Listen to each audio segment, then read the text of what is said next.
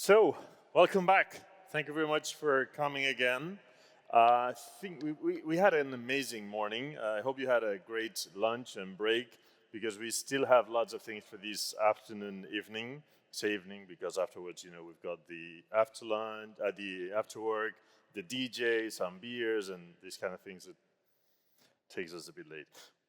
Let's face the afternoon with an amazing session. We've got some amazing sessions, and yesterday some of the guests, some of the speakers who was on this stage was saying that the future is going to be feminine, the future in tech, of course. And this is pretty much what we're going to talk about. We're going to talk about women, leaders, founders, but I would say above all, change makers, people who are changing the scenario, the ecosystem, and they're doing amazing things to make a different ecosystem, to make it grow.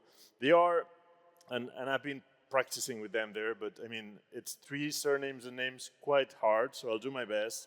I'm talking about founders like Ochieng Quinter of Chargebyte, Joanna Henderson, this is the easy one, from Hello World, and both will be chaired and hosted by Anastasia Nedayvoda from Giga, who will be chairing this conversation. Please, welcome to the stage.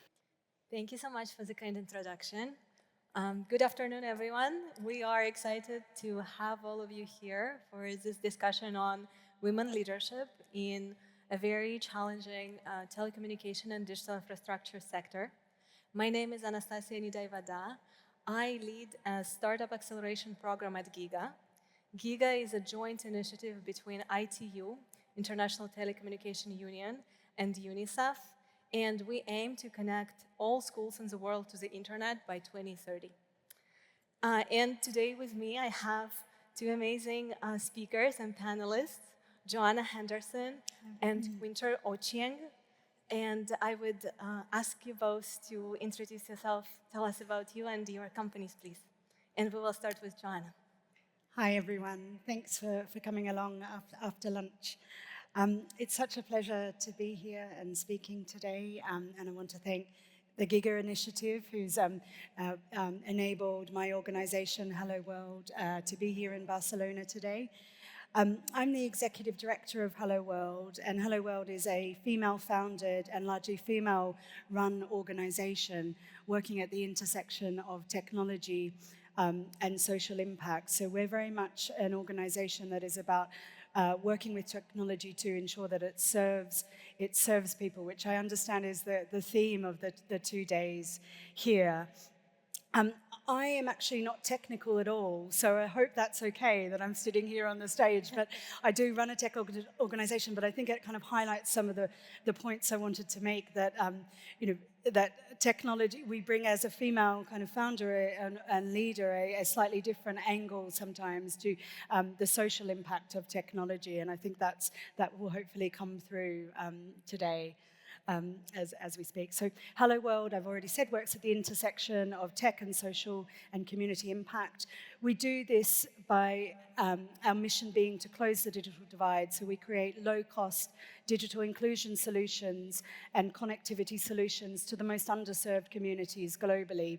And those are generally communities living below the poverty line where connectivity isn't already available. And we do that by building in partnership with communities what we call Hello Hubs, which are solar-powered, internet-enabled, and also equipped with devices, as well as engineering training for communities to manage, maintain their hubs, and also digital skills. So it's a really holistic package that brings people online and enables those communities who are really underserved to be able to fully access the breadth of connectivity and technology. Thank you so much, Joanna. Oh, hello, everyone. Today I learned is como estas. My name is Ochieng Quinter. I am from the famous city, Nairobi, Kenya. What we are doing in the communities in Africa is we are building solar-powered hybrid charging stations that enable people to be connected in the on-grid and off-grid areas. And we have been impacting schools. We work with governments. We work with institutions to deploy these stations to the particular communities that we have highlighted. So I hope you will enjoy this conversation and get to engage and see how we can work together towards the future. Perfect. Thank you both for the introductions. And just to note that both Hello World and Chargebyte are remarkable companies that are a part of the first cohort of Giga Accelerator startups anchored here in Barcelona. So we're excited to have this cross-pollination of their knowledge and Barcelona tech ecosystem. So with that, let's us start with the questions. And I would like to know that at the end of the session, we would reserve about 5 minutes for questions from the audience. So please start thinking about what you'd like to know and hear about from us. And the first question to both of you is about the digital connectivity space, to those who might have been new to this here today. And if you could please tell us, what does this sector look like in developing countries, and why do you think it matters? And Quinter, Great. Yeah. Great. When you're looking at the African context, maybe I'll give you just a picture. As we speak, there's like over 630 million devices within the African context. And this number is expected to increase by 2030 to 1 billion plus. And what this means is, in the African context, most people like accessing digital platforms through their phones and less on computer. And this is because there's been availability of partnerships. People like, for example, M-Kopa. M-Kopa deploys over 15,000 devices to local communities in a month. And this pay-as-you-go model has increased access to devices, and with that, there's need to access of data and connectivity. And that's why you see we're building solutions like Chargebyte, for example. There's grid supply within the countries that we come from. For example, Nairobi, in the capital city, there's electricity, there's stability. But when you go outside of the context of the cities, there's usually instability. And these are the communities that we tend to highlight and then see if our presence can be there. Secondly, there's access to, of course, 4G and rapid adoption of new technologies. So this, the African context seems to be adopting to new emerging technologies faster. And if I'm correct, even if you check this data online, Kenya is like one of the top users of these digital tools, for example, AI tools. And this means that there's need to supply these people or these networks with connectivity as well as energy. So I would say that in the emerging markets, there's a lot of opportunities, and it's rapidly picking up, and there's a lot of adoption. And with that, there's a lot of opportunities that need to be explored in terms of partnerships. Yeah. thank you so much. Thank you. I think that the point that Quinter raised about the kind of the rural-urban divide is quite prominent in the context where Hello World works as well. So we are predominantly working in Uganda, but we've also deployed in Burundi and in Nigeria. And Burundi in particular has an extremely low digital penetration across the country. And Uganda's context compared to its neighbor Kenya also has a much lower digital landscape. And I think there's huge opportunity, but there are very simple challenges that need to be addressed, and I think some of our model really does support that, and Quinter's model as well. But some of the really simple barriers that we probably don't think about here, sitting in Barcelona or in European countries where we're creating tech solutions, is that access to power. In most of the communities where we work, there is no power supply, and so part of our model is to bring solar power. So if you have a product and even a device, how are individuals able to charge their devices in their own homes if there are no power? Some of the other barriers are, affordability around bandwidth and data, but also affordability of devices. And then there are also socio-cultural barriers that are in place, and we often see that play out in how tech is adopted and utilized, and how, in particular, women access new technology and see sort of, device ownership as part of, women owning devices in communities. Often in the communities where we work in, the device ownership often sits with men. So that's just some of the, I think, the context to think about, the very pointy end of what does it look like to truly kind of serve what we would say digitally included populations as we develop technology and thinking about AI and other aspects of when we have, globally in the school connectivity context. I think there's 6 billion schools that are not connected, and so our children are here in Europe, but on the whole, but there are many schools that are not even accessing the very basic forms of technology, and globally there's still 3 billion people who are not connected at all. And so I guess I just wanted to highlight some of those points as a really contrasting kind of story to when we're thinking about tech that serves people. Thank you so much, both. Based on the challenges you described and the nature of the sector, we see that both of you work specifically at the intersection of technology and inclusion. And I think it would be very interesting for our audience to hear how exactly you make sure that the technologies that you are building are addressing the experiences, lived experiences of those that your products are serving. Yeah.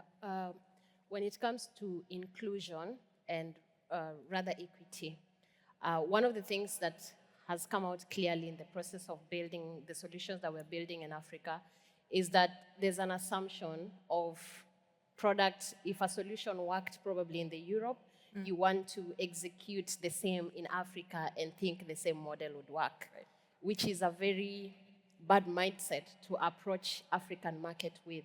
Because when you go to this market, there's, you have to work from the ground up and then make sure that whatever your models that you're building are informed by the communities that you are supporting. For example, when it comes to connectivity of schools in the partnership that we are doing with Giga, I would not just wake up tomorrow and say, a school in probably Kisumu, where I was born, needs connectivity. I have to, first of all, evaluate that, look into it, and then look into the data that informs the information and that informs my decision to build this solution and deploy it to this particular area.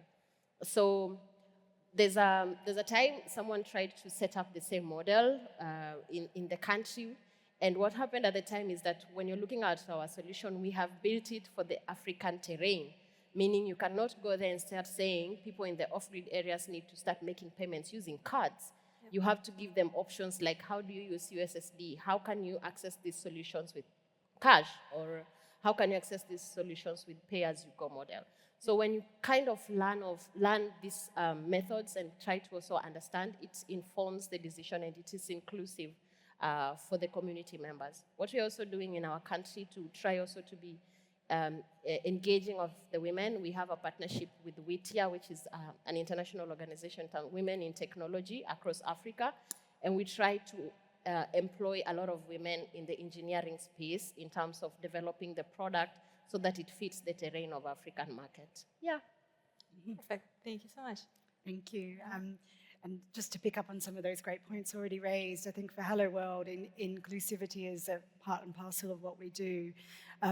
But what we've found that works is we understand that inclusivity, and tech really works in the communities where we are deploying our Hello Hubs when it's co-created and when it's understandable and maintainable by the communities it's serving. And so I think, in the approach that we take and the environment that we work in, if a hub can't be sustained locally, so with local parts, rugged parts that are appropriate for the environment, that are not shipped in, that are readily available, where we can find basic items for the connectivity infrastructure and maintaining that available in the local markets. The hub is just really expensive equipment that is meaningless to a community to really sustain. And in our work, we've seen countless, go to countless communities where schools may have had, ICT equipment delivered, programs may have been run, but once those partners leave, it's the equipment, the devices are just in disrepair because the community, the skills are not available in the community to manage and maintain that equipment and the expertise. So we very much take a model where we build capacity in communities to manage and maintain their infrastructure and their tech. We also engineer for real-world constraints. So, engineering for what sort of devices are available that withstand either monsoons and rains, but also their sheer heat, and that are used by not just one person, by many, many people in families, and that often, so the devices need to be rugged and sort of, and that aspect.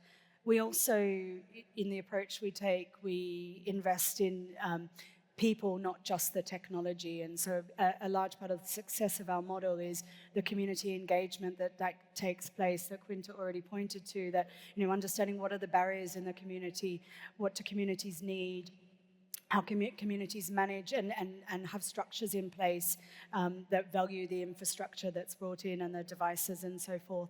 And so for us, it's a listening first model and approach, and then we adapt the intervention towards that.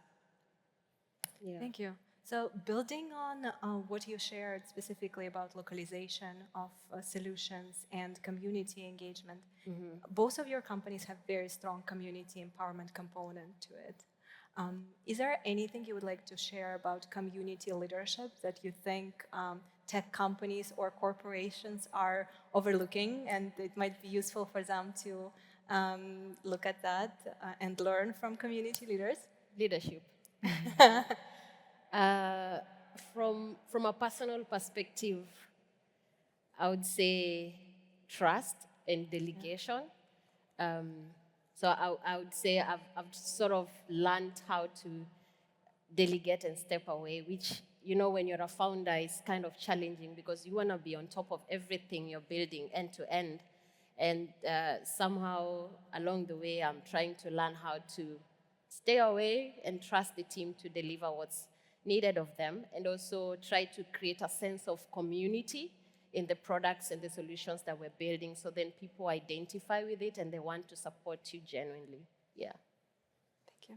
John? Thank you. I think really important points. I think not being, it's well talked about, but not being afraid to fail, but also listening to the users of your product or your tech. Yeah. And I think for us, we've had to some of the best innovations that the Hello World team has come up with is when we've listened to communities and actually said the assumption we made isn't working any longer. And I think often when we create products for market and we want to deploy those products, that that course change it can be hard to make if it's not adopted in the way that we expect. And so I think that there's a trust element, but also embedding that kind of element of always having a kind of a feedback loop in place, and understanding that, yes, you may have a leadership and structures in place in an organization, but what matters to us most is how communities are using the infrastructure that we put in place, and that's our barometer of success and the outcomes that the communities are achieving through that. Awesome. That's a good one. That's great. Yeah. Thank you so much. So diving a little bit deeper into the topic of women leaders. We know that connectivity is becoming a human right, and those who have connectivity will actually be able to participate in the digital economy. It would be great to hear your thoughts on how you and all of us as women leaders can lead in the telecommunication digital infrastructure space to make sure that access and equity are placed at the center of the products that we're building in telecommunication and in connectivity. Okay. I think for us, like I mentioned earlier, we try to create a sense of community and identification of what we are building within access into for the community members to identify and fully trust the projects that we are bringing to them as a solution that is communal and is not a single person focused. So I would say for us, that is one of the elements that really stands out. Yep. And secondly is we've tried to approach the model of trying to partner with organizations and governments So our platforms are also able to educate, collect data, all within a centralized platform. So when you have these kind of solutions, for example, when we were discussing a partnership with Shell Foundation, and the whole thing was about how do we ensure that the right information reaches the right community members. So through our stations, we are able to also still conduct civil education, you understand? So within this embedded platform, you're able to, first of all, reach the people, impact them through connectivity, they see the value, then they start identifying and appreciating it. So I think for us, that would be one of the areas that we try to highly focus on as well. Yeah. That's awesome. Yeah. I think it's a challenging question to answer. I think there's probably more women in the startup space than there is in the kind of the tech space. It's great that the leader of the International Telecommunications Union is a woman, but often in meetings I'm in, I'm one of the few women who are talking about connectivity and at the community level. And so I think. And I also come from a non-tech background, so that adds another layer. But I think, from a perspective of what women can bring to the connectivity kind of space or world is, I've touched on it before, but things like looking at connectivity or at technology as a social system, and asking a different range of questions. And often we get that from in our communities is we will ask questions about, well, where are the women? Why are they not here? Who's using this? Why are they using it? Why are they not using it? And particularly for young children even who take part in our digital skills programs at our hubs, the volunteers in the community, it's always young boys who are volunteered to take part before young girls, because young girls are often working, seasonal working, and not always attending school. So I think taking some of those principles also into the leadership space as well, where I can ask those, I often will ask those questions around, well, what does that actually mean and why are you doing that? Because I think when we're often in a quite a technical world, the kind of the human side of that, even though the product or the apps may be created for people, the process of doing that often kind of doesn't have often a female perspective. So Thank you what I would both. add. Yeah. Exactly. So from what you are telling us, it feels like there is so much for female leadership. So we do need to encourage it in many ways. And we will shortly start with a question to the audience, but the last question I would like to have for both of you. We are here in Barcelona. Barcelona has a thriving and very engaging ecosystem in terms of startups and tech culture as well. Is there anything you would like to tell to the stakeholders of the ecosystem, could be governments, corporates, our peers at the startup community as well, on how to elevate women leaders across the sectors? Yeah, nice one. That's a good question. So yesterday we learned about Barcelona International Day for, I think, internationals. So they bring together people from other countries and they interact. And so I would wish to see maybe a platform where they also bring together startups from African countries to discuss their realities, discuss partnerships, discuss investment opportunities. So for me, this is one of the areas that I think I loved about what was shared with us yesterday to up to this moment. Secondly is, of course, take risks in women. Take early risks in women. You find that women leaders have exponential potential, and sometimes lack of the right resources limit us from exploring that fully.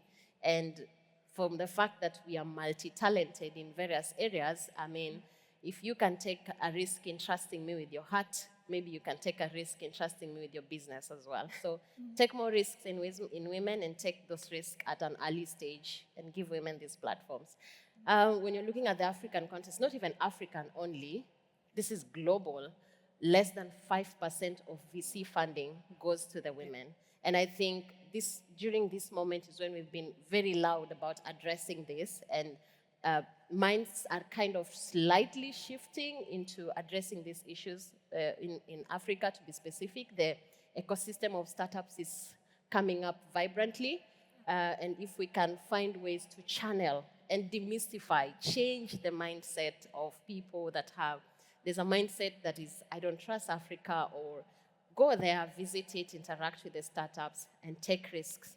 I mean, that's what I would say for now, yeah.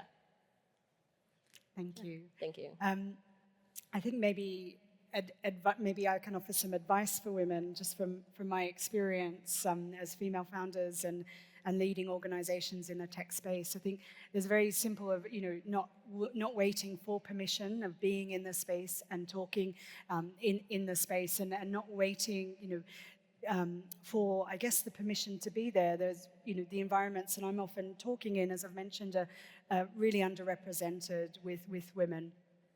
I think be brave in the questions you're asking, the assumptions you're making, and I think bringing a perspective that, as I've kept mentioning, a social perspective, a slightly, perhaps a less technical perspective, or less of a system, more of a systems perspective to the way that you work and you approach your organization, I think will be hugely valuable.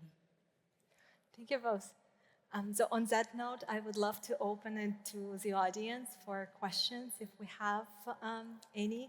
It's a little bit challenging for me to see if raise hands. So if somebody, I see one, if somebody could help with the mic there, that would be great.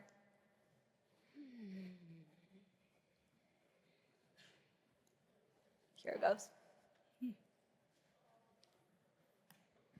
Thank you. Thank you, panelists, for the answers that you gave and for the insights. So the question that I have is, in the beginning, Ochieng and Joanna, you guys mentioned something very interesting, that the needs and the reality of Africans are different than the ones that we have in, let's say, European countries or American countries. As an African, I understand myself, and that a lot of companies, when they try to go to African countries, they try to apply what worked here, right? So I have a two-in-one question. So the first one is, are there plans of actually expanding your model of business to other African countries? Because we have 54 countries, 1.56 billion users, people, so that's a lot of business in there. But the second question is, do you think that your model can also be applied to European countries, for instance? Because oftentimes is European companies trying to apply, the business model to African countries, but what about the other side? Because we have a lot of talent in there. So the two-in-one questions in there. Oh, good one. Can I go first? Yeah, About applying the model into other African countries, that is something we are actively looking into. Like I had mentioned, the realities are different, and when they're different, they apply to multiple African countries. I'll give you an example. If there's outages in Nairobi, in a Kenyan counties, that is other cities from the capital city, the same applies to other African countries, and it's probably worse because Kenya and other African countries that are moving fast and adopting faster. So when you're even looking at the partnership with Giga, for example, we are exploring Rwanda already. We have a university that did a full research on our expansion in Senegal, Botswana, and South Africa. So these are markets that we are actively looking into. And when we were discussing our partnership with Giga, for example, we are finding open source solutions that can then be applied beyond the African market. But yes, these models that we're building in Africa can work across other countries. So maybe I'll leave Joanne to answer the other question. Yeah. And I think one aspect of the Hello World model is, the Giga partnership has been fantastic because it's an investment in open source design that is designed to be replicable. And then using that platform, we hope, I think all of the organizations taking part in the Giga Accelerator to be able to form relationships and partners with other stakeholders to enable us to scale. I think from a Hello World perspective, that often the challenge is with connectivity infrastructure and everything that goes along with that is the upfront capital investment and what that looks like. But what we know is the social return or the return on investment far outweighs that initial outlay. And so we have a model that, we're refining some of the modeling, but what we do know is the kit that we provide to connect a school, for example, and that's not the kind of the OPEX, but the CAPEX. On an average school size in Uganda of 600 students, it's $6 per child. It's not a huge investment to make, but often the outlay is great. And so what we do know is that working in partnerships, so we're a not-for-profit, but working with national governments is hugely important. Other providers, and also the for-profit sector and those that are providing complementary solutions like solar, digital education, and so forth. So I think that the emphasis for us on the scale is about the partnership model, and we would absolutely love to be expanding to as many contexts as we can, and that's part of the plan, and it is replicable. What I would say about the European angle is, yes, absolutely. I think I'm based in London. We have schools in London that have really poor connectivity in London, but also lack digital inclusion programs and skills. Children don't have devices at home. They don't have broadband at home. So I think there are solutions that we can looking at how do we reach even underserved communities in Europe where we work, and we can do that with some of these models as well. Thank you so much. Thank you for the question. And I think we have time for just the final one. So if there are any more, please raise your hand so we can see you. There is one here, and thank you very much. Thank you. And so thank you for this amazing presentation and for sharing with us your experience inside. So curiosity is, what changes have you seen in communities once a reliable connectivity became available?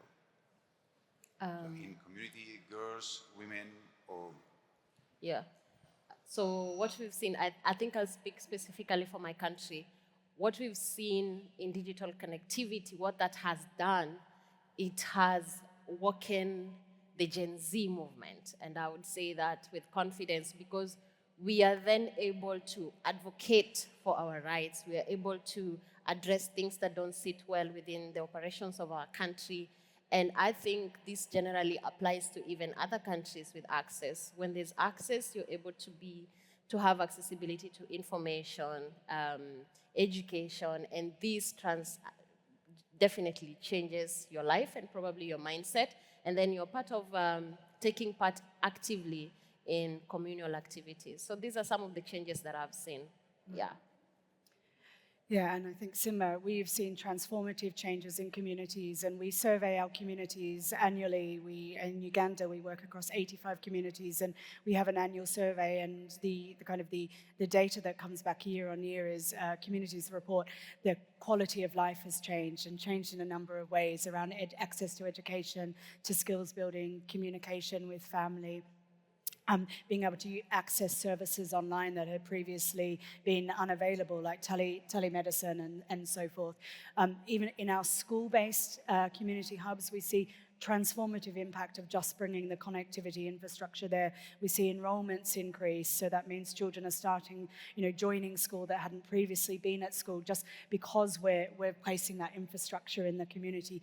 We're seeing we train teachers in digital and inclusion skills, then they are using their knowledge not only to lesson plan, to research, to further their skills, but also translate to their students and children. We've seen, young children have taken part in our digital literacy programs. It's a simple intervention that takes place over just 8 weeks that those children, and it's self-paced, improving their literacy skills by 40% in that time and able to move up a grade, and they'd been held back before. And that's just by simply having access to open source digital tools. So yeah, I could talk for hours about some of the transformations. Yeah, and maybe to top on what she just said, like in our country, M-Pesa, fintech, use of digital payments, that is like, it enables payments as well, meaning it enables businesses to run on. And yeah, you're able to also work at the convenience of your home and where you're able to access connectivity. So yeah, I think generally changes the quality of life, yeah. I think that's the perfect ending. So connectivity for us brings both opportunity and choice. Thank you so much for being with us for this discussion. Thank you so Thank much. you.